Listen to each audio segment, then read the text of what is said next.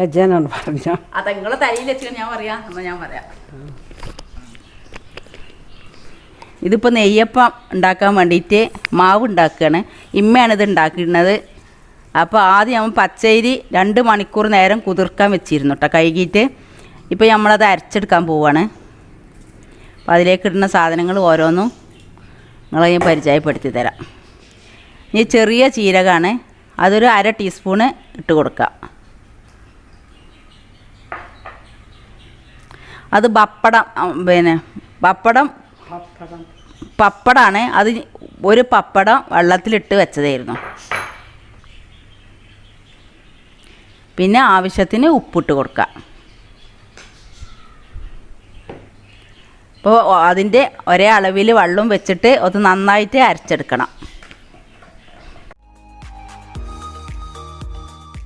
നമ്മളെ മാവ് അരഞ്ഞിട്ടുണ്ട്. അപ്പോൾ ഈ കുടുക്കിയിലാണ് ഞങ്ങൾ മാവ് റെഡിയാക്കിയിട്ട് കഴുകി ഉണക്കിയതാട്ടോ. ഉണ്ടാക്കി വെക്കും. ഉണ്ടാക്കി വെച്ചാൽ നമുക്ക് ആവശ്യത്തിന് ആരെങ്കിലും വിരുന്നേര് വരുന്ന സമയത്തൊക്കെ അപ്പോൾ നമ്മൾ പെട്ടെന്ന് നമുക്ക് നെയ്യപ്പം ഉണ്ടാക്കിയെടുക്കാനും പറ്റും. അപ്പോൾ അതുകൊണ്ടാണ് കുടുക്കിയിലേക്ക് ഒഴിക്കണത്. അപ്പോൾ ഇനി അടുത്ത ട്രിപ്പും ഇതേപോലെ അരച്ചെടുക്കാം. ഏലക്കായ് വേണമെങ്കിൽ ചേർക്കട്ടോ, നമ്മൾ ഇതിൽ ചേർത്തിട്ടില്ല എന്നുള്ളൂ. ചോറാട്ടല്ലോ. അപ്പോൾ ശർക്കര ഇവിടെ ഉരുക്കി വെച്ചിട്ടുണ്ട്. അത് അധികം ചൂടൊന്നും പാടില്ല. അപ്പോൾ അതൊന്ന് ചൂടാറട്ടെ. അപ്പോൾ അതിനിവിടെ ശർക്കര ഉരുക്കി വെച്ചിട്ടുണ്ട്.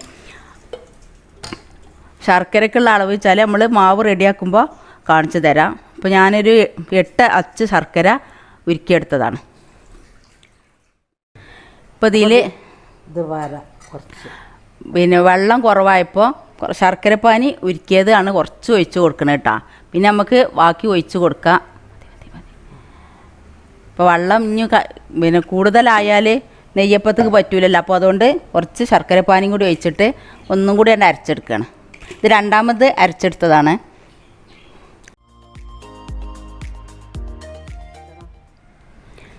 ഇപ്പോൾ രണ്ടാമത് അരച്ച് കൊടുത്ത മാവാണ്.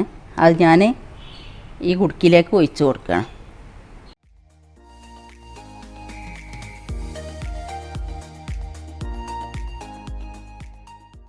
എന്നിട്ടിത് കുറച്ച് പാർന്ന് ഒന്നാണ്ട് അടിച്ച ഇത് കുറച്ച് മൈദ ഈ മിക്സിൻ്റെ ജാറിലേക്ക് ഇടണം. അല്ലെങ്കിൽ കട്ട കൂടും. കുറച്ചും കൂടി ഇടാം. കുറച്ചും കൂടി 3/4 ഗ്ലാസ് മൈദ ഇടണം. എന്നിട്ട് അതിൽ ഈ അരച്ച് വെച്ച മാവ് കുറച്ച് അരച്ചിട്ട് ഒന്നാണ്ട് അടിച്ച.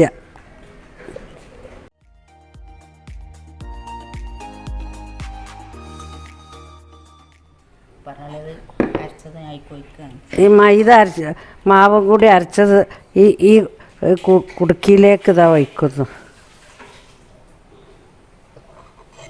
അപ്പോൾ ഇതിന് വെള്ളം ശരിക്കും കണക്കാവും. ഇത് പഠിച്ചാക്കണം.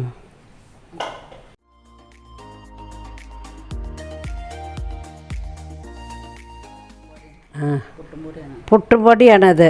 ഇതില്ലാത്തവർക്ക് പച്ചരി റവത്തരി മാതിരി പൊടിച്ചിട്ട് അതിക്ക് ചേർത്ത് കൊടുക്കാം. കുറച്ച് തരി ചേർക്കണത് എപ്പോഴും നല്ലതാണ്. അപ്പോൾ അത് ശരിക്കും ശരിയാവും.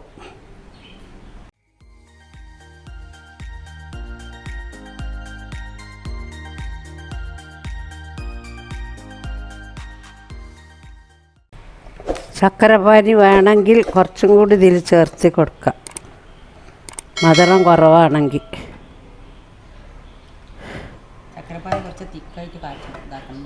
ശർക്കരപ്പാനി കുറച്ച് തിക്കായിട്ട് കാച്ചണം.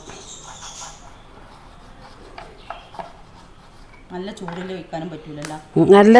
ഒഴിക്കാനും പറ്റില്ല.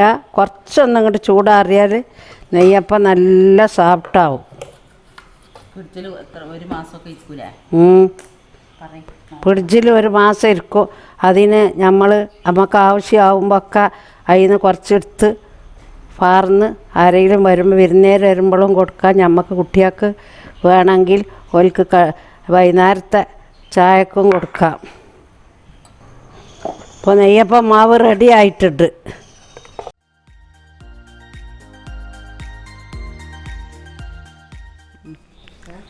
ഇപ്പോൾ എണ്ണ നല്ലവണ്ണം ചൂടായിട്ടുണ്ട്. ഇപ്പോൾ ഒരു കുണ്ടുള്ള ചട്ടിയാണ് കേട്ടോ വെച്ചിട്ടുള്ളത്. അപ്പോൾ നമ്മൾ നെയ്യപ്പത്തിൻ്റെ മാവ് ഓരോന്നായിട്ട് ഒഴിച്ച് കൊടുക്കാം.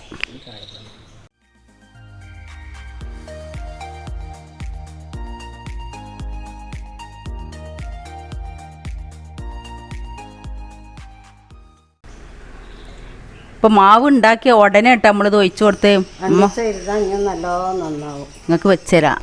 നിങ്ങൾ പറയും മാവ് ഉണ്ടാക്കിയ ഉടനെയാണ് നമ്മൾ ഞാൻ ഈ പാരുന്നത്. ഇത് 2 ദിവസം വെച്ചാൽ ഇനിയും നന്നാവും. അരുക്ക് കാറ്റിയൊക്കെ ഇനി ഇതാ പാരുന്ന നോക്കി. ഇരുമ്പിൻ്റെ ചട്ടിയാണ്, എപ്പോഴും ഇരുമ്പിൻ്റെ ചട്ടിയാണ് ഈ വക സാധനത്തിന് നന്നാവുക.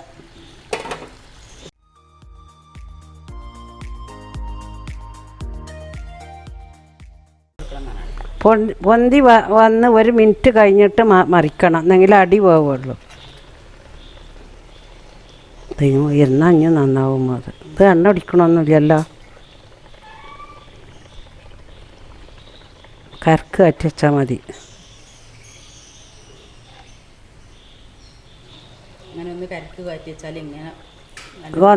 എണ്ണ ഇത് വന്ന് കരക്ക് കാറ്റി വെച്ചാൽ എണ്ണ എല്ലാം ഉറ്റി എണ്ണ ഉണ്ടാവില്ല. വെന്തക്കണം.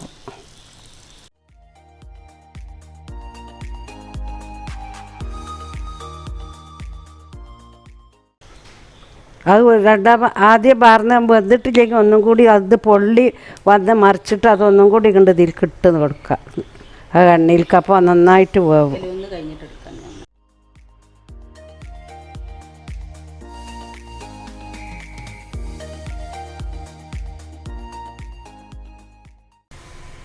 ഇപ്പം ഞാൻ 4 ഉണ്ടാക്കണുള്ളൂ. ഇനി രാത്രി ഒന്ന് ഇരിഞ്ഞാൽ ഇനിയും നന്നാവും. ഇതിൽ കാണാൻ വേണ്ടി ഉണ്ടാക്കുകയാണ്. നാളേക്കുള്ള മാവാണ്.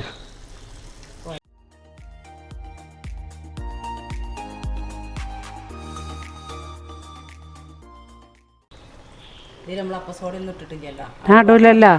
പപ്പടം ഒരു പപ്പടം 3 ഗ്ലാസ് അരിക്ക് 1 പപ്പടം മാത്രം ചേർത്താൽ മതി. ഒന്നും കൂടി ഇടണ കിട്ടാ ചോന്നിട്ടില്ല.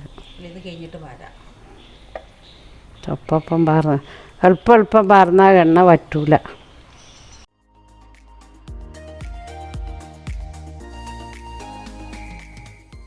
അപ്പോൾ നമ്മളെ നെയ്യപ്പമൊക്കെ ഇവിടെ റെഡി ആയി കഴിഞ്ഞു. അപ്പോൾ നിങ്ങളെല്ലാവരും ഇത് ഉണ്ടാക്കി നോക്കാൻ ശ്രമിക്കുക. സബ്സ്ക്രൈബ് ചെയ്യാനും ലൈക്ക് ചെയ്യാനും ഷെയർ ചെയ്യാനൊന്നും മറക്കരുത്. താങ്ക്സ്. എൻ്റെ ചാനൽ ആദ്യമായിട്ട് കാണുന്നവരാണെങ്കിൽ സബ്സ്ക്രൈബ് ചെയ്യുക. അതിൻ്റെ കൂടെ കാണുന്ന കുഞ്ഞു ബെല്ലിലേക്കൻ ക്ലിക്ക് ചെയ്യുക. എന്നാൽ ഞാൻ ഇടുന്ന വീഡിയോകൾ അപ്പോൾ നിങ്ങൾക്ക് ലഭിക്കുന്നതാണ്. ലൈക്ക് ചെയ്യാനും മറക്കരുത്.